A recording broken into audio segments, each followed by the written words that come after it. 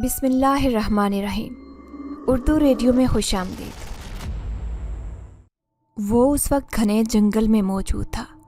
تیز ہوائیں چل رہی تھیں، خزاں کے اوائل دن چل رہے تھے، موسم میں خنکی سی چھائی ہوئی تھی۔ ایسے میں وہ ہاتھ میں کلہاڑا پکڑے جلدی جلدی سوکھی لکڑیاں کاٹ رہا تھا۔ اس کا ارادہ تھا کہ جلدی جلدی سے ساری لکڑیاں کاٹ لی جائیں، تاکہ اگر بعد میں بارش بھی ہو جائے تو بھی آرام اور سکون سے دن گزر جائیں۔ بارش میں لکڑیاں بنانے کی پریشانی تو نہیں ہوگی۔ ہر مرتبہ وہ ایسا ہی کرتا، آنے والے وقت کے لیے پہلے سے لکڑیاں بنا کر رکھ دیا کرتا، تاکہ ضرورت پڑنے پر پریشانی کا سامنا نہ کرنا پڑے۔ اس کا ٹارگٹ ہوتا تھا کہ وہ زیادہ تر سوکھی لکڑیاں ہی کاٹے اور جمع کرے۔ اگرچہ سوکھی لکڑیاں کاٹنا گیلی لکڑیاں کاٹنے سے زیادہ مشکل ہوتا، مگر جتنی محنت گیلی لکڑیوں کو اٹھانے، لے جانے اور سکھانے میں لگتی، اتنے میں سوکھی لکڑیوں کو صرف کاٹنا ہی ہوتا تھا۔ گھر لے جانے کا کام آسان ہوتا۔ اس نے تیزی سے 1 گھنٹے کے دوران کافی زیادہ لکڑیاں جمع کر لی تھیں۔ ان لکڑیوں کو اکٹھا کر کے اس نے رسیوں میں باندھ کر ایک طرف رکھا اور اپنی کلہاڑی اور باقی سامان سمیٹا اور لکڑیوں کا ایک گٹھا سر پر اٹھا کر اپنی کٹیا کی جانب چل پڑا۔ وہ تیز تیز قدم اٹھاتا جا رہا تھا، کیونکہ اس نے 3 سے 4 پھیرے لگانے تھے، تب کہیں جا کر ساری لکڑیاں گھر پہنچنی تھی۔ کئی مرتبہ اس نے سوچا تھا کہ وہ اس کام میں سہولت کے لیے ریڑھی وغیرہ لے لے، مگر وہ کوشش کے باوجود بھی اتنی بچت نہیں کر پاتا تھا کہ جس سے وہ ریڑھی خرید پاتا۔ مجبوراً اسے ساری لکڑیاں سر پر لاد کر ہی گھر تک پہنچانی ہوتی۔ اب بس اس کا آخری پھیرا رہ گیا تھا۔ ہلکی ہلکی بوندا باندی شروع ہو چکی تھی۔ اس کی رفتار میں مزید تیزی آ گئی تھی۔ ابھی وہ لکڑیوں سے تھوڑے فاصلے پر تھا جب اس کو اپنے کانوں میں کسی کے کراہنے کی آواز سنائی دی۔ وہ ایک پل کو ٹھٹک کر رکا تھا، مگر پھر اپنا وہم سمجھ کر آگے چل دیا۔ جب اسے ایک مرتبہ پھر سے کسی کے کراہنے کی آواز سنائی دی، اس نے رک کر چاروں سمت دیکھا اور آواز پر غور کرنے کی کوشش کی تھی۔ آواز نہ تو اس کے بہت زیادہ قریب سے آ رہی تھی اور نہ ہی بہت زیادہ دور تھی۔ آواز کا فاصلہ درمیانہ ہی محسوس ہو رہا تھا۔ اس نے غور کیا تو ایسا محسوس ہو رہا تھا جیسے کوئی بہت تکلیف میں ہو اور کسی کو مدد کی ضرورت ہو۔ ایک پل کو اس نے سوچا کہ اسے یہاں رکنا نہیں چاہیے۔ بارش تیز ہو گئی تو اس کی ساری لکڑیاں گیلی ہو جائیں گی۔ اس کو اپنی لکڑیاں لے کر گھر جانا چاہیے۔ تو دوسری طرف اس کا دل انسانی ہمدردی کے تحت اس آواز کی طرف کھینچ کر لے جا رہا تھا کہ وہ جا کر اس کی مدد کر سکے۔ اس کے دل اور دماغ کے درمیان عجیب سی جنگ چھڑ گئی تھی۔ دل مدد کے لیے کہہ رہا تھا اور دماغ کام کے لیے۔ اسے سمجھ نہیں آ رہی تھی کہ وہ کیا کرے اور کیا نہیں۔ وہ کسی حتمی فیصلے پر نہیں پہنچ پا رہا تھا۔ آخرکار اس کے دل و دماغ میں چھڑی اس کشمکش میں دل دماغ پر بازی لے گیا اور وہ اس جانب چل پڑا جس طرف سے آواز سنائی دے رہی تھی۔ وہ اندازے سے سمت کا تعاقب کیے جا رہا تھا۔ اس کو چلتے ہوئے کافی دیر گزر چکی تھی۔ کراہوں کی آواز مسلسل آ رہی تھی، لیکن کوشش کے باوجود بھی اسے کوئی نظر نہیں آیا تھا۔ وہ آواز کی سمت 2 3 چکر لگا کر دیکھ چکا تھا، مگر اس کو آس پاس کوئی بھی نظر نہیں آیا۔ شاید یہ اس کا وہم تھا، ورنہ ایسا کیسے ہو سکتا تھا کہ اسے آواز آ رہی ہو اور کوئی ہو ہی نہ۔ یقیناً اس کے کان بج رہے تھے۔ اس نے کچھ دیر رک کر سوچا اور پھر اپنی لکڑیاں اٹھانے کی غرض سے آگے چل پڑا۔ پہلے بھی اس کا کافی وقت ضائع ہو گیا تھا۔ ملا تو کوئی تھا ہی نہیں۔ اگر کوئی مل جاتا تو چلو اس کی مدد کر کے کچھ نیکیاں ہی کما لیتا، مگر خیر، ابھی وہ کچھ قدم آگے ہی چلا تھا کہ جب اس کے کانوں میں ایک مرتبہ پھر سے آواز سنائی تھی، پلیز میری مدد کرو۔ آواز اس کے انتہائی قریب سے آئی تھی، جسے سن کر ایک لمحے کے لیے وہ اپنی جگہ سے اچھل پڑا تھا۔ اس نے خوفزدہ نظروں سے چاروں طرف دیکھا۔ اچانک اسے اپنے قدموں کے نیچے سرخ آنچل نظر آیا۔ اس نے نیچے جھک کر فوراً سے اس دوپٹے کو اٹھایا تھا، مگر وہ زمین کے اندر دھسا ہوا تھا۔ اس دوپٹے پر خون کے تازہ نشان لگے تھے، جسے دیکھ کر اس کو اندازہ ہو گیا کہ جو کوئی بھی ہے ادھر آس پاس ہی ہے، اور وہ آنچل اسی لڑکی کا ہے جس کی اسے آواز بھی سنائی دی تھی۔ وہ کراہیں بھی نسوانی تھی، جس کا مطلب یہی تھا کہ کوئی لڑکی ہے جس کو مدد کی ضرورت ہے، مگر وہ لڑکی آخر تھی کون؟ اسے دکھائی کیوں نہیں دے رہی تھی؟ اس کو دکھائی دیتی تو وہ اس کی مدد کرتا نا۔ اب کی بار اس نے خود ہی آواز دی تھی اور پوچھا تھا، ہیلو، کہاں ہو تم؟ مجھے بتاؤ تاکہ میں تمہاری مدد کروں۔ میں تمہیں دیکھ نہیں پا رہا، میرے سامنے آؤ، کہاں ہو تم؟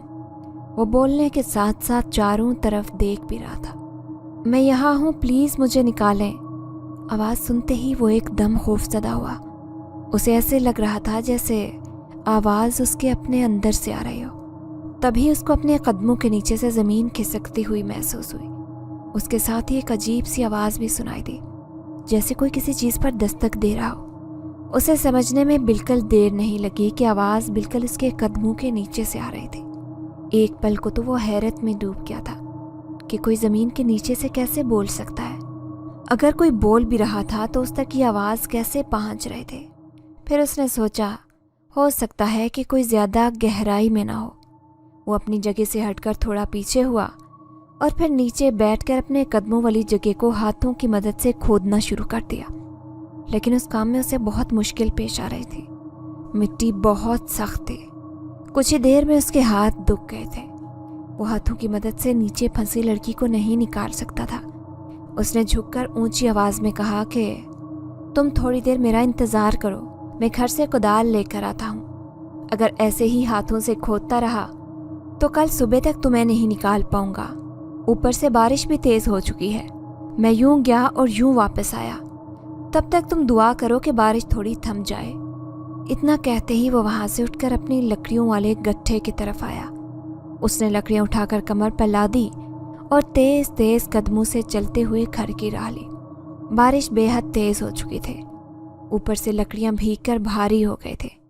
وہ تیز چلنا تو چاہتا تھا مگر ناکام ہوا تھا۔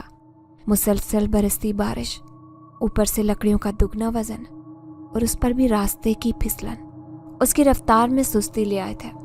اس کے گھر کا جو راستہ تھا اس تمام پر چکنی مٹی کا بسیرا تھا۔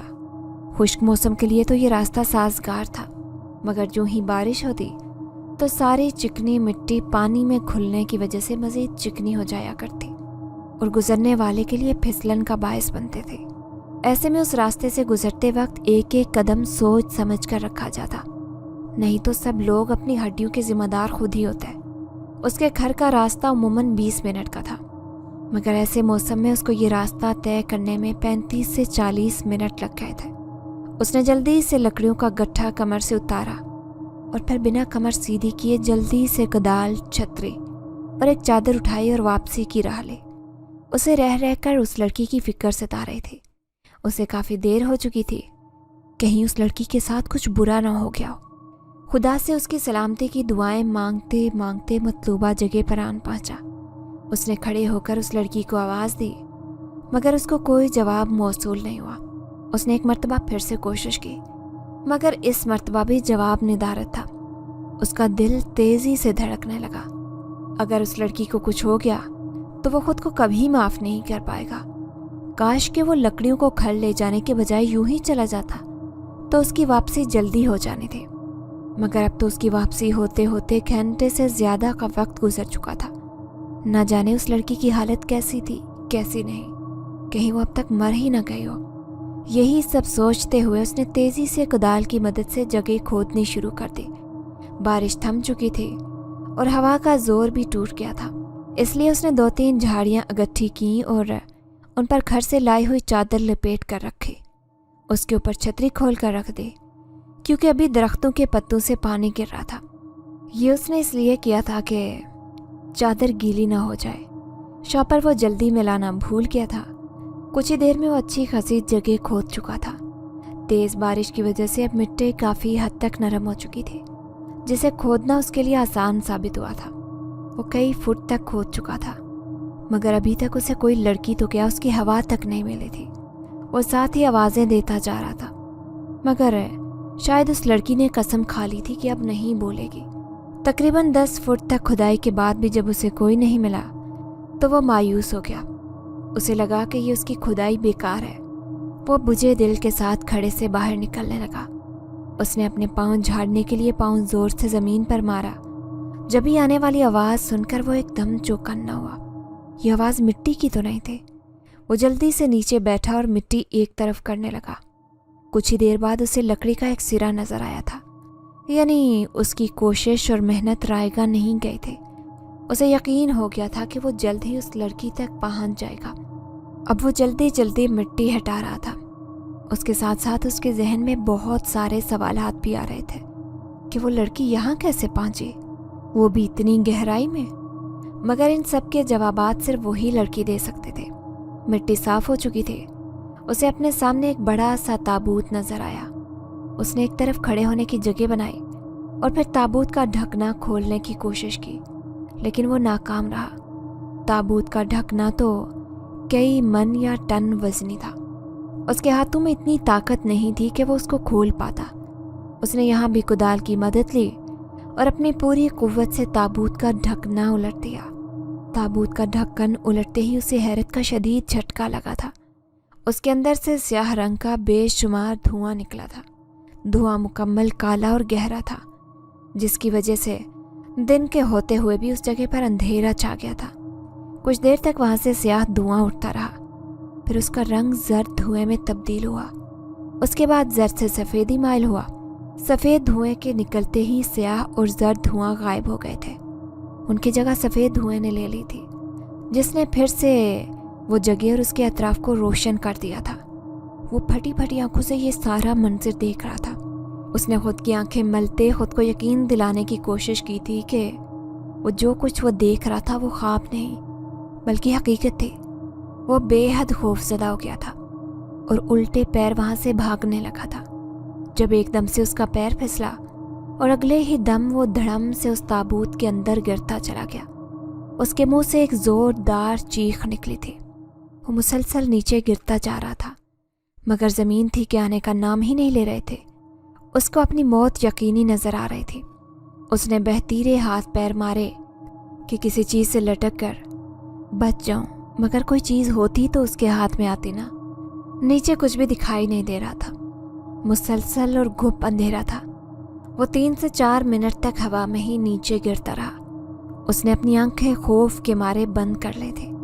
जब उसको अपने पैर ज़मीन से लगते महसूस हुए, उसने पहले पूरी तरह यकीन दहानी की कि वो वाकई ज़मीन पर सही सलामत पहुंच गया है। जब उसको यकीन हो गया तो उसने अपनी आंखें खोली थी, मगर उसकी आंखें एकदम से चंदिया गई थी। उसके आसपास सुनहरी रोशनी छाई हुई थी, जिसकी चमक से वो अपनी आंखें खोलने में नाकाम रहा। आखिर थोड़ी देर बाद उसने बड़ी मुश्किल से थोड़ी थोड़ी करके आंखें खोलने की कोशिश की और इस मर्तबा वो कामयाब रहा था। उसकी आंखें रोशनी से मनूस हो चुकी थी। उसने चारों तरफ नजरें दौड़ाई तो उसने देखा कि वो एक ताबूत नमा कमरे में ही मौजूद था। उसने ऊपर मुड़कर देखा तो उसको कोई सिरा नजर नहीं आया, जबकि एतराफ की चारों तरफ की दीवारों से सुनहरी रोशनी फूट रही थी, जो उस पूरे कमरे नमा ताबूत को रोशन कर रही थी। वो चारों तरफ देखता डरता डरता आगे बढ़ा कि न जाने वो कहाँ आ गया था और कहाँ फंस गया था। उसे भूल गया था कि वो यहाँ क्यों आया था और किस लिए आया था। उसको तो अपनी जान के लाले पड़ चुके थे। वो यहाँ आ तो गया था, लेकिन यहाँ से निकलने का कोई भी रास्ता उसको नज़र नहीं आ रहा था। उसको अपनी मौत पक्की लग रही थी। परेशानी में इधर से उधर चक्कर काटते अचानक उसके पाँव को ठोकर लगी। उसने जो ही नीचे देखा तो उसके मुंह से फलक शगाफ चीख निकले थे। उसके पैरों में एक वजूद पड़ा हुआ था। धड़कते दिल को संभालते उसने देखा कि वो वजूद नस्वानी था। उसके बाल उसके चेहरे पर बिखरे पड़े हुए थे और पूरा वजूद जंजीरों से कसकर बांधा गया था। जंजीरें इस कदर सख्त बांधी गई थी कि अगर वो ज़रा सी भी हरकत करती तो उसको तकलीफ होती। उसने नीचे बैठकर उसके चेहरे से बाल हटाए थे। जो ही उसके चेहरे पर नज़र पड़ी तो वो करंट खाकर दूर हुआ था और फिर मैं भूत सी नज़रों से उसके हुस्न को देखने लगा। उसका बदन जिस कदर जख्मों से चूर चूर था, उसका चेहरा इतना ही शफाफ और बेदाग था। सुनहरे बालों वाली ये लड़की उसको कोई बारबी डॉल लगे थे, जो बेहद खूबसूरत होने के साथ साथ बेहद नर्म और नाजुक भी थी। उसका हुस्न इस कदर शफाफ था कि हाथ लगाने से भी मैला होता। वो न जाने कब तक यूं ही आंखें फाड़े उसको देखता रहता, जब उसके वजूद में होने वाली हरकत से वो चौंक कर होश में आया और अपने इर्द गिर्द देखा और फिर मुड़कर उस लड़की को। उसके वजूद में होती हरकत इस बात की निशानदेही कर रहे थे कि उसकी सांसें चल रही थीं। उसने नरमी से उस लड़की का चेहरा थपथपाया ताकि उसको होश में ला सके। चंद सेकंड बाद उस लड़की ने अपनी आंखें खोली थी, गहरी झील सी सब्ज आंखें, जिनको देखते हुए उसको अपने आप उन आंखों में डूबता महसूस हुआ था। उस लड़की के मुंह से टूटे फूटे अल्फाज निकले थे। वो उससे कह रही थी कि मुझे यहाँ से ले चलो, मुझे बचा लो, मेरी मदद करो। उसने बेबसी से लड़की की तरफ देखा था, क्योंकि ना तो वो खुद यहाँ से निकल सकता था और ना ही उस लड़की की मदद करके उसको यहाँ से निकाल सकता था। वो न जाने कितने फुट गहरी ज़मीन में थे। ऐसे में वो बगैर किसी सहारे के कैसे निकल सकते थे।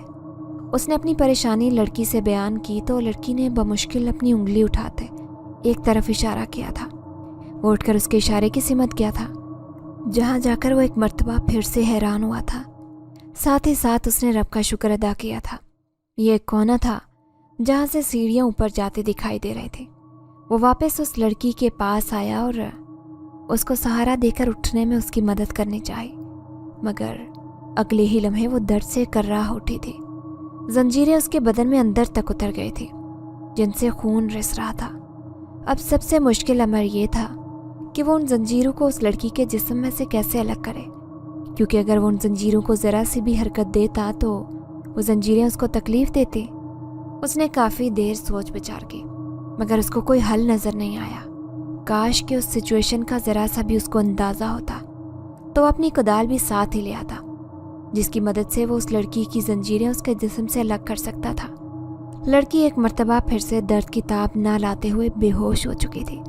उसने कुछ देर सोचा, फिर आगे बढ़कर उस लड़की को जंजीरों समेत अपनी बाहों में उठाया और सीढ़ियों की जानिब चल पड़ा था। शुक्र था कि लड़की बेहोश थी, वरना इस तरह उठाए जाने पर उसको जिस तरह तकलीफ़ होनी थी, होश में आने पर वो उस तकलीफ़ से ही मर जाते। वो उसको उठाए सीढ़ियों के पास पहुंच चुका था। उसने एक नज़र ऊपर की तरफ देखा, जहाँ उसको कोई मंजिल नज़र नहीं आ रही थी। न जाने ये सीढ़ियाँ कहाँ तक जा रही थी। उसने अल्लाह का नाम लिया और फिर सीढ़ियाँ चलने लगा। इसके साथ साथ वो दिल ही दिल में या अल्लाह मदद और नुसरत भी मांग रहा था। पहली, दूसरी, तीसरी, चौथी, फिर 10वीं, अब वो 18वीं सीढ़ी चढ़ रहा था। वो बहुत थक चुका था। वो उसको एक तरफ छोड़ते खुद भी कुछ देर सस्ताने के लिए बैठ गया। जितना वो उसे मासूम, छुई मुई और नाजुक दिखाई देती थी, उतनी वो थी नहीं। उसका अच्छा खासा वजन था।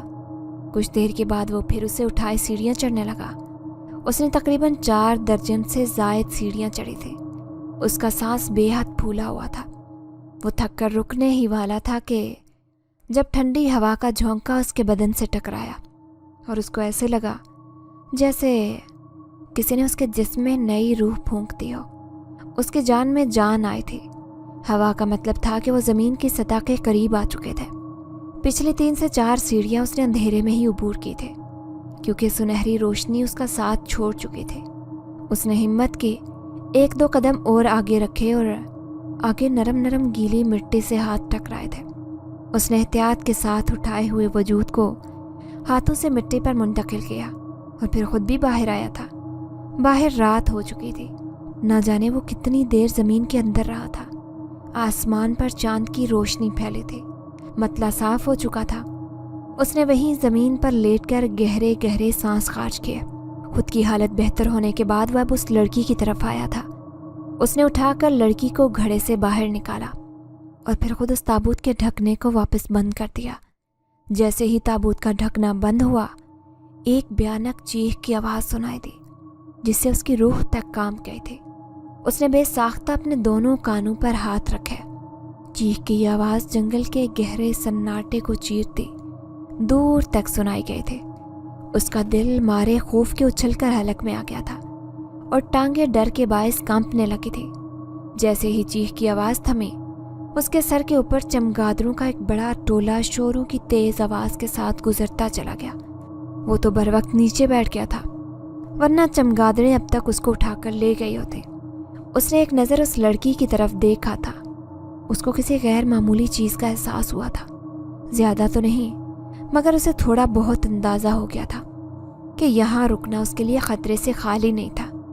وہ تو کبھی اتنی دیر سے گھر سے باہر نہیں نکلا تھا کہ جا کے اس گھنے جنگل میں آنا۔ بے شک وہ اس جنگل کے چپے چپے سے واقف تھا، مگر پھر بھی وہ کبھی اس جنگل میں مغرب کے بعد نہیں رکا تھا، بلکہ وہ تو عصر کا وقت ہوتے ہی گھر چلے جایا کرتا، کیونکہ اس کے بعد یہاں سے بہت سے جنگلی جانوروں کا بسیرا ہوتا تھا۔ مگر آج وہ انسانیت نبھاتے ہوئے یہاں پھنس گیا تھا۔ نہ جانے کتنے جانور اب تک اس کی طاق میں بیٹھے ہوں گے۔ اس نے چھتری کے نیچے سے چادر اٹھا کر زخمی لڑکی کے وجود کے ارد گرد لپیٹی اور پھر چھتری بند کر کے لڑکی کو اٹھایا اور گھر کی جانب چل دیا۔ وہ ہر آواز کو اگنور کیے پیچھے دیکھے بغیر چل رہا تھا۔ وہ کسی بھی طرح اس جنگل سے نکل جانا چاہتا تھا۔ اب اکیلا تو تھا نہیں کہ بھاگ کر 5 منٹ میں جنگل سے نکل جاتا۔ اس نے جو وجود اٹھایا ہوا تھا اس کو لے کر بھاگنا اس کے لیے دشوار ہی نہیں بلکہ ناممکن تھا۔ اب نہ تو کوئی فرشتہ تھا جو اسے پلک جھپکتے ہی لے اڑتا، اور نہ ہی کوئی فلمی ہیرو تھا کہ کئی کلو کی بھاری لڑکیوں کو اٹھا کر یوں بھاگتے ہیں جیسے لڑکی نہیں بلکہ روئی کا سرانہ اٹھایا ہو۔ ایک کڑی مسافت طے کرنے کے بعد آخرکار وہ صحیح سلامت گھر آ پہنچا تھا۔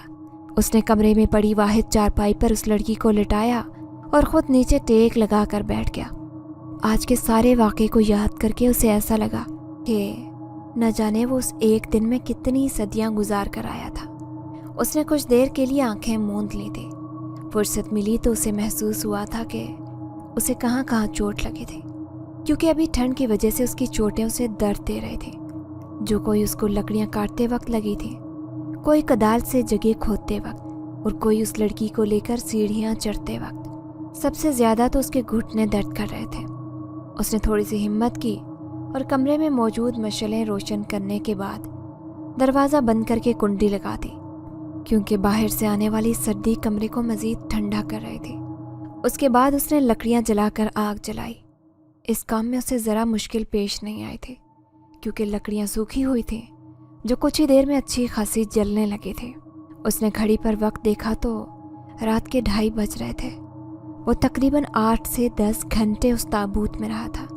نہ جانے وہ کس نے اور کیوں دبایا تھا، اور جانے یہ لڑکی کون تھی، وہ وہاں کیا کر رہی تھی۔ اس نے بلیڈ گرم کر کے لڑکی کے بے ہوشی میں ہوتے ہوئے اس کے جسم سے ساری زنجیریں کاٹ کر الگ کر دی تھی۔ اس کو بے حد بھوک لگ رہی تھی، مگر اب آدھی رات کے وقت کھانے کا کوئی نظام نہیں تھا۔ اس نے چولہے پر رکھ کر پانی گرم کیا اور رفتہ رفتہ اس لڑکی کے زخم صاف کرنے لگا۔ اس کے بعد اس نے ایک کپڑا پھاڑ کر اس لڑکی کے زخم صاف کیے۔ اس سارے عمل کے دوران وہ لڑکی بے ہوش رہی تھی۔ اس کے بعد اس نے اپنا تکیہ اٹھایا اور بستر اٹھایا اور نیچے بچھا کر لیٹ گیا۔ اوڑھنے کے لیے اس نے گرم چادر کا استعمال کیا تھا، کیونکہ اپنی رضائی تو وہ اس لڑکی کو اڑھا چکا تھا۔ آگ جلنے کی وجہ سے کمرہ کافی حد تک گرم ہو چکا تھا۔ آخرکار کروٹیں بدلتے بدلتے وہ نیند کی گہری وادیوں میں اتر گیا۔ اگلی صبح اس کی آنکھ غیر معمولی آواز سن کر کھلی تھی۔ کچھ دیر تک تو وہ آنکھیں کھولے چھت کو تکتا رہا کہ وہ کہاں تھا کہاں نہیں، مگر جیسے ہی اس کو کل کا منظر یاد آیا وہ ایک جھٹکے سے اٹھ کھڑا ہوا۔ اس نے چارپائی کی طرف دیکھا جہاں وہ لڑکی سر کو دائیں بائیں مار رہے تھے اور منہ ہی منہ میں کچھ بڑبڑا رہے تھے۔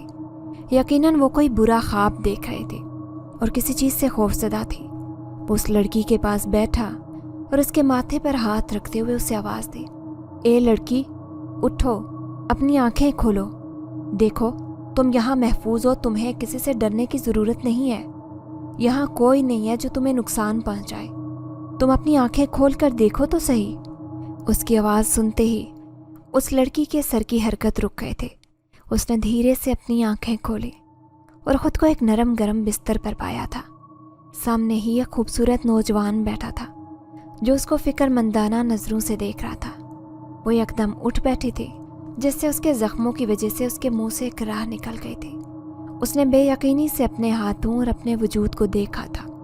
وہ بار بار جیسے کسی ٹرانس کی کیفیت میں اپنے ہاتھ اور پیروں کو ہلا جلا کر دیکھ رہی تھی۔ ایسا لگ رہا تھا کہ اسے یقین ہی نہیں ہو رہا تھا کہ وہ آزاد ہو چکی ہے۔ اس کا جسم زنجیروں سے آزاد تھا۔ اب اس کے ہاتھ اور پیروں میں زنجیروں کے بجائے سبز رنگ کی پٹیاں تھیں جو اس کے زخموں پر باندھی گئی تھی۔ اس نے مڑ کر اس لڑکی کی طرف دیکھا جو اسے ہی دیکھ رہا تھا۔ اس نے اس لڑکی سے پوچھا، کہ تم کون ہو اور تم وہاں زمین کی اتنی گہرائی میں کیا کر رہے تھے؟ تمہارے جسم پر اتنی زنجیریں، یہ سب کیا تھا؟ اور زمین کی اتنی گہرائی ہونے کے باوجود مجھے تمہاری آواز کیسے سنائی دے رہے تھے؟ بتاؤ مجھے، کون ہو تم؟ اس پر وہ بولی، میرا نام ایلا ہے۔ کہتے ساتھ ہی اس نے دونوں ہاتھوں میں اپنا سر تھام لیا، جبکہ وہ تو اس کی میٹھی اور مدھر آواز میں جیسے کھوس آ گیا تھا۔ ایلا کو تکلیف میں دیکھ کر وہ ہوش میں آیا تھا۔ اس نے ایلا کو پرسکون رہنے کا کہا اور پھر خود اٹھ کر ہاتھ منہ دھونے کے بعد ناشتے کی تیاری کرنے لگا۔ خود تو وہ روزانہ چائے پاپے کھا کر گزارا کر لیتا تھا، مگر آج اسے بے حد بھوک لگے تھے۔ آج اگر وہ سارے پاپے بھی کھا جاتا تو اس کی بھوک نہ مٹتے۔ پھر اب ایلا بھی تو تھی، وہ اس کی تواضع کیا چائے پاپے کے ساتھ کرتا؟ اس نے چائے کا پانی چولہے پر چڑھایا اور پھر دودھ لینے کے لیے گھر سے باہر چلا گیا۔ اس کے گھر سے تھوڑے فاصلے پر ہی ایک گوالا رہتا تھا، جس نے اپنی ڈھیر ساری بھینسیں رکھے ہوئے تھے۔ دونوں میاں بیوی ان کا دودھ بیچ کر ہی اپنا پیٹ پالتے تھے۔ دروازے پر پہنچ کر اس نے دستک دی۔ گوالے نے آ کر فوراً دروازہ کھولا تھا۔ اسے دیکھ کر وہ اسے فوراً اندر لے گیا۔ دونوں میاں بیوی بے اولاد تھے، اسی لیے اس کو وہ اپنی اولاد ہی سمجھتے تھے اور اس کے ساتھ سلوک بھی اولاد والا ہی کرتے تھے۔ وہ بھی ان کو چچا اور چچی کہتا۔ چچی اس وقت دیسی گھی کے پراٹھے بنا رہی تھی، جنہیں دیکھ کر اس کے منہ میں پانی بھر آیا تھا۔ چچی نے اس سے پوچھا کہ وہ گھر سے واپس کب آیا؟ وہ شام کو اس کے گھر گئی تھی، لیکن وہ گھر پر نہیں تھا۔ اسی لیے چچی نے سوچ لیا کہ شاید وہ اپنی ماں اور بہن سے ملنے گیا تھا۔ اس نے کہا، چچی میں اماں سے ملنے نہیں گیا تھا، میں ادھر ہی تھا، جنگل میں کام زیادہ تھا تو لیٹ واپسی ہوئی تھی۔ اسے سمجھ ہی نہیں لگی کہ وہ چچی کے سامنے کیا عذر پیش کرے۔ چچی نے حیران کن نظروں سے اسے دیکھا اور پھر بولی کہ تجھے کتنی مرتبہ کہا ہے کہ مغرب کے بعد گھر سے باہر نہ رہا کر، ویران جگہ ہے، یہاں آسیب رہتے ہیں، تجھے اس بات کی سمجھ کیوں نہیں آتی؟ جس دن کچھ ہو گیا نا، پھر مجھے نہ کہنا کہ میں نے تجھے بتایا نہیں تھا۔ وہاں تیری ماں بہن تیرے آسرے پر بیٹھی ہے اور یہاں تم اپنی جان پر کھیلتے ہو۔ تمہیں ذرا احساس نہیں ہے کہ اگر تمہیں کچھ ہو گیا تو ان دونوں کا کیا ہوگا؟ آج کے بعد میں تجھے نہ دیکھوں کہ تم مغرب کے بعد گھر سے باہر رہے، نہیں تو تیری ماں کو جا کر سب بتا دوں گی۔ اب کھڑا میری شکل کیا دیکھ رہا ہے؟ جلدی سے بیٹھ نیچے اور ناشتہ کر۔ چچی نے اس کو اچھی خاصی جھاڑ پلانے کے بعد اب ناشتے کی دعوت بھی دے ڈالی تھی۔ اس کو سمجھ نہیں آ رہی تھی کہ وہ کیا کہے اور کیا نہیں۔ اس نے چچی سے کہا کہ وہ اس کو 3-4 پراٹھے باندھ کر دے دے۔ اس نے چولہے پر چائے کا پانی چڑھایا ہوا ہے اور ساتھ میں دروازہ بھی کھلا ہے، کہیں کوئی جانور ہی نہ گھس جائے۔ چچی نے حیرت سے اس کی طرف دیکھا تھا، جیسے واقعی وہ 3-4 پراٹھے کہہ رہا تھا۔ اس کی چچی نے پراٹھے لپیٹ کر شاپر میں ڈال کر اس کو پکڑائے۔ اتنے میں اس کا چچا دودھ بھی لے کر آیا تھا۔ اس نے عجلت میں ان دونوں کو خدا حافظ کیا اور پھر جلدی سے گھر سے نکل گیا۔ پیچھے اس کی چچی نے پرسوچ نظروں سے اس کو جاتے دیکھا۔ زمانہ فہم خاتون تھی، جلدی سمجھ گئی تھی کہ آج اس کی عجلت کی وجہ کوئی اور تھی۔ اب وہ اس کے گھر جا کر وجہ جاننا چاہتے تھے۔ دوسری طرف وہ گھر پہنچا تو اسے پریشانی نے آن گھیرا تھا۔ ایلا گھر پر نہیں تھی۔ اس نے دودھ اور پراٹھے ایک طرف چھوڑے اور اس کو ڈھونڈنے لگا۔ تھوڑی ہی دیر کے بعد وہ اسے جنگل میں جانے والے راستے پر بے ہوش پڑے ملے۔ وہ اس کو جلدی سے اٹھا کر گھر میں لے کر آیا۔ اس کو سمجھ نہیں آئی تھی کہ یہ لڑکی وہاں کیا کرنے گئی تھی۔ اس نے چائے بنائی، پھر ایلا کے منہ پر پانی کے چھینٹے مارے جس سے وہ ہوش میں آئی تھی۔ اس نے اس کے ہاتھ منہ دھلوائے اور بنا کوئی سوال جواب کے اس کے آگے ناشتہ رکھ دیا اور خود بھی جلدی سے ناشتہ کرنے لگا۔ اس نے منٹوں میں ہی 2 پراٹھے چٹ کر دیے تھے، جبکہ ایلا نے بمشکل ہی 1 پراٹھا ختم کیا تھا۔ اس نے ایلا کے آگے پڑا ہوا پراٹھا بھی اٹھا کر ہاف کر لیا تھا۔ ناشتے کے بعد اب اسے ایلا کی پریشانی تھی، اس کو علاج کی ضرورت تھی۔ اس کو جتنی چوٹیں لگ چکی تھیں اس کا مکمل علاج ہونا ضروری تھا، نہیں تو اس کے زخم بھرنے کے بجائے مزید خراب ہو جاتے۔ اس نے ایلا کو اپنی ساری کنڈیشن بتا دی کہ کیسے اس نے بچپن سے ہی یتیمی کے دکھ کو سہا تھا۔ روزگار نہ ہونے کی وجہ سے اس کی ماں کو اور بہن کو کئی دن فاقے بھی کرنا پڑتا ہے۔ اس کے گھر کے حالات بہت پسماندہ تھے، اسی لیے وہ یہاں آ گیا۔ یہاں سے جنگل قریب تھا، اسی لیے یہیں اس نے اپنے رہنے کے لیے کچا کمرہ بنا لیا جو مٹی اور لکڑیوں سے بنا تھا۔ اس نے یہیں پر رہ کر لکڑیاں کاٹنی اور بیچنی شروع کی تھی، جس سے اس کے حالات تو بہت زیادہ تو نہیں मगर इस हद तक अच्छे हो गए थे कि उनको कभी भूखा नहीं सोना पड़ा था। अपना माजी बताते हुए वो बेहद रंजीदा हो गया था। एला ने उसके हाथ पर अपना हाथ रखकर उससे हमदर्दी जताई थी। फिर उसने एला से कहा कि वो उसको अपने साथ लेकर घर जाना चाहता है ताकि तबीब साहब से उसका इलाज करवा सके। एला कुछ बोली नहीं थी, उसमें इतनी सकत नहीं थी कि वो कुछ बोल पाती। वो उसे लिए अपने घर आ गया था। उसकी माँ और बहन उसके साथ लड़की को देखकर बहुत हैरान हुए थे और उस पर बहुत गुस्सा भी हुई थी कि उसने यूं अनजान लड़की को घर में लाया है। मगर उसने बड़ी मुश्किल से अम्मा को समझाया। उसने अम्मा को सारी बात नहीं बताई कि किस तरह वो उस ताबूत में गिरा और उसे वापस लेकर आया। उसने बस मुख्तसरन अम्मा को ये बता दिया कि उसको ये लड़की लकड़ियाँ काटने के दौरान जंगल में ज़ख्मी हालत में मिली थी। उस वक्त उस लड़की को अपने नाम के सिवा कुछ भी याद नहीं। जैसे ही वो लड़की ठीक होगी वो वापस चली जाएगी। अम्मा भी मान गई थी। उससे भी उस लड़की की ये हालत देखी नहीं जा रही थी। शाम में ही अम्मा जाकर तबीब साहब को बुला कर लाई। तबीब साहब ने एला को चेक किया, उसके ज़ख्म साफ़ करके जड़ी बूटियों का लेप लगाया और फिर उन पर साफ़ पट्टी कर दी। फिर उसके ज़ख्मों पर लगाने के लिए एक मरहम दिया और साथ खाने के लिए भी कुछ दवाइयाँ दी थी। तबीब साहब का कहना था कि वो जल्दी से ठीक हो जाएगी। तबीब साहब ज़्यादा देर तक रुके नहीं थे। न जाने क्यों से वो घबराए से लगे थे, जो जल्दी से काम करके वहाँ से जा चुके थे। अम्मा ने उसे कहा कि जाओ शेरदिल बेटा, तबीब साहब को बाहर तक छोड़ कर आओ। वो सर हिलाकर बाहर आया, लेकिन तब तक तबीब साहब हवा के घोड़े पर सवार किसी जगह पहुंच चुके थे। उसका बाहर आना बेकार ही रहा था। सारी रात शेरदिल और उसकी बहन एला के पास ही बैठे रहे थे। अगले दिन मोहल्ले में तरह तरह की चमगोइयाँ शुरू हो चुकी थी। शेरदिल जहाँ से गुजर रहा था, लोग उसको देखकर आपस में एक दूसरे के कान में ना जाने क्या खुसर फुसर करने लगे थे।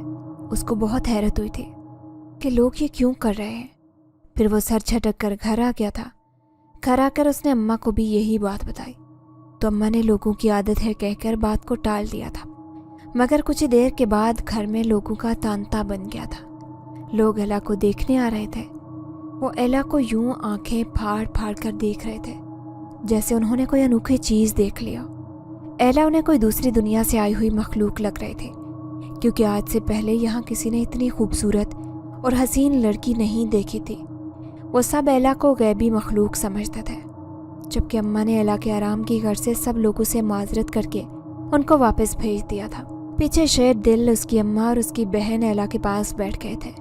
कहीं ना कहीं शेरदिल की अम्मा को भी अंदाज़ा हो रहा था कि एला इंसान नहीं थी, इसीलिए उन्होंने एला से ही पूछने का फैसला कर लिया था। और उस वक्त वो सब उसी घर से एला के पास जमा हुए थे। शेरदिल ने ही एला से पूछा था कि एला, बताओ सच क्या है? क्या ये लोग जो कह रहे हैं वो सच है या ये महज उनका वहम है? तब एला ने उसकी बात सुनने के बाद उसके आगे अपने हाथ जोड़ लिए थे और अपना सर झुका लिया था। उसके बाद जो कुछ हुआ उस पर यकीन करना नामुमकिनात में से था। किसी को यकीन नहीं आ रहा था कि उनके सामने बैठी परियों सा हुस्न रखने वाली मासूम और नरम और नाजुक लड़की ऐसी भी हो सकती है। जैसे ही एला ने सर उठाया, उसका कद एकदम से बढ़ने लगा था।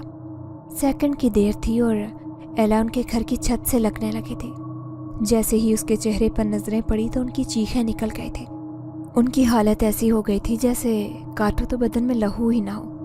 उनके चेहरे मारे खौफ के सफ़ेद पड़ गए थे। उनको समझ नहीं आ रही थी कि वो क्या देख रहे थे। कुछ देर उसी हालत में रहने के बाद एला फिर से एक खूबसूरत लड़की का रूप धार चुकी थी, लेकिन उसका जो भयानक रूप अभी उन लोगों ने देखा था, उसके बाद वो उसके पास जाने और उसको मुखातिब करने से भी डर रहे थे। तभी एला शेरदिल को मुखातिब करते हुए बोली कि तुम सब लोगों का शक दुरुस्त है, मैं इंसान नहीं हूँ। ये बात कल उस तबीब को मेरी नब्ज़ चेक करते ही पता चल गया था, मगर वो मेरे खौफ के बायस बोल ही नहीं सका था। ये सच है कि मैं एक जिनज़ादी हूँ। मेरा ताल्लुक़ कौम अफरीत से है, मगर मुझे मेरा जिनज़ादूना पसंद नहीं था। मैं भी तुम सब लोगों की तरह इंसान बनकर रहना चाहती थी और इंसानों की तरह ही नॉर्मल ज़िंदगी गुजारना चाहती थी। जैसे ही मैं किसी इंसान के पास जाती या उससे दोस्ती करने की कोशिश करती तो वो मारे खौफ के भाग जाया करता। बचपन से ही मैं अकेली रही हूँ। मुझे मेरे कबीले के खूनख्वार बच्चे पसंद नहीं थे। मैं उनके साथ नहीं खेलती थी। وہ اپنے کھیل میں انسانوں کو نقصان پہنچانے سے بھی گریز نہیں کرتے تھے، اور یہ بات مجھے بے حد بری لگتی تھی۔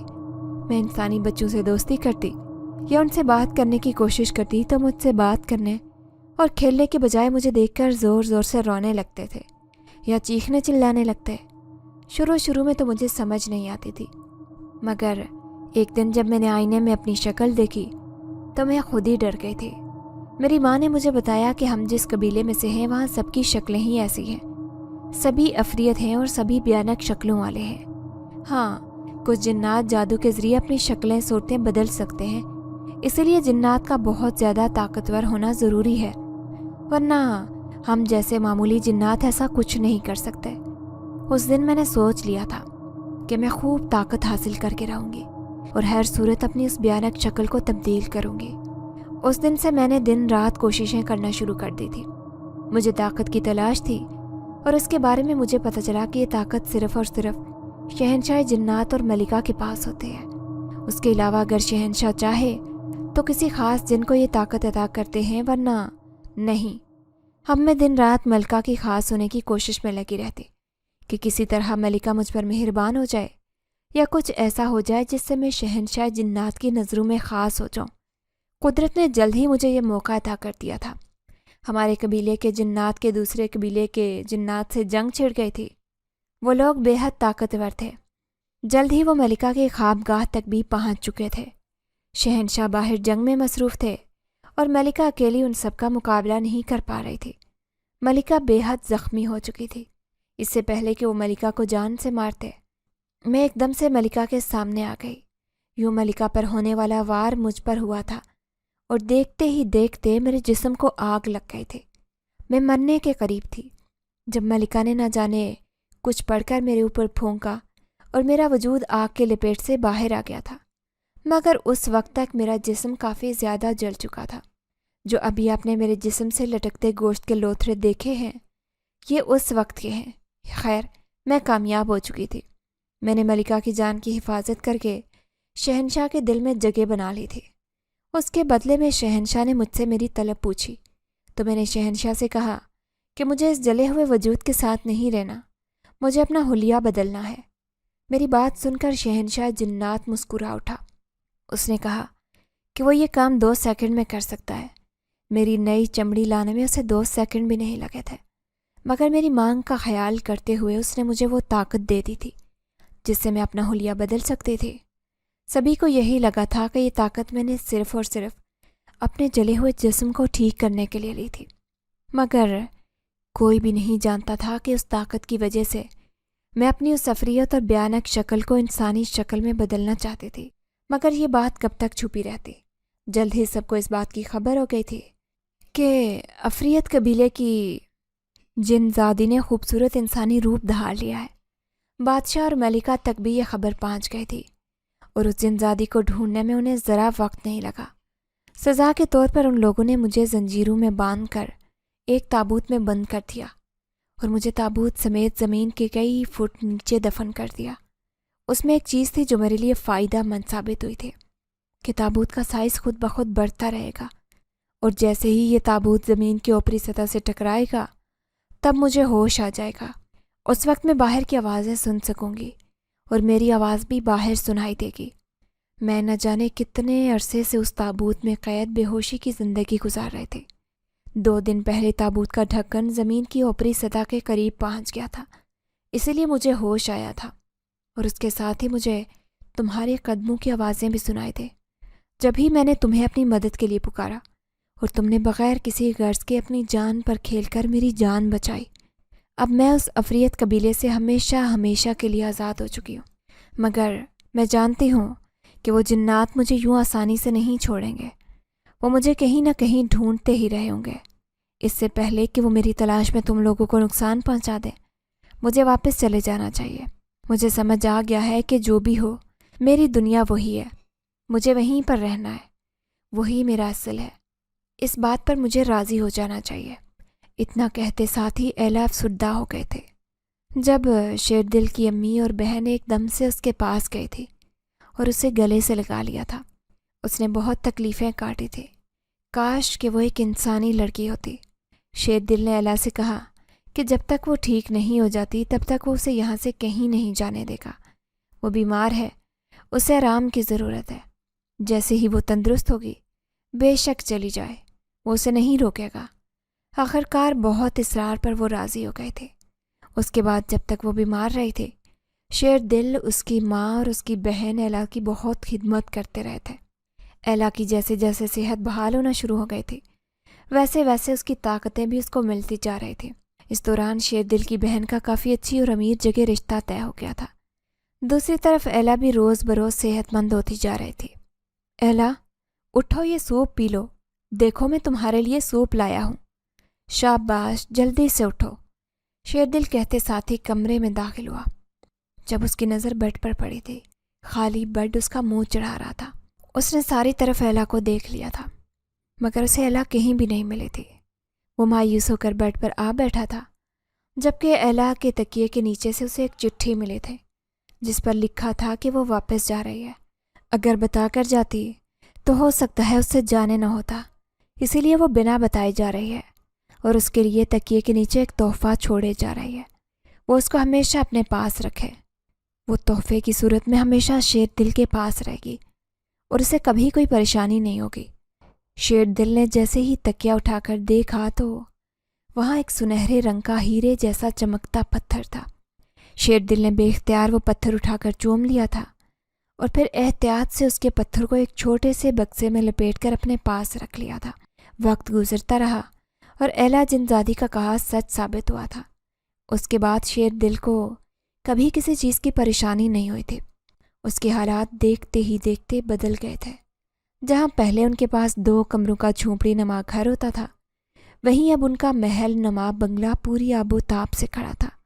شیر دل کا اپنے کپڑے کا بہت بڑا کاروبار تھا۔ وہ شہر کا امیر ترین اور بڑا تاجر بن چکا تھا۔ اس کی بہن کی شادی ہو چکی تھی، جبکہ ماں کو وہ بہت اچھے سے سنبھال رہا تھا۔ ایلا خوابوں میں اس سے ملنے آتی رہتی تھی اور وہ ایلا کی یادوں کے سہارے اپنی زندگی گزارنے لگا تھا۔ اگر آپ کو ہماری یہ کہانی پسند آئی ہے تو لائک کیجیے، شیئر کیجیے، اور اگر ابھی تک آپ نے ہمارا چینل سبسکرائب نہیں کیا تو اردو ریڈیو کو لازمی سبسکرائب کیجیے۔ ملتے ہیں اگلی ویڈیو میں۔ اللہ حافظ۔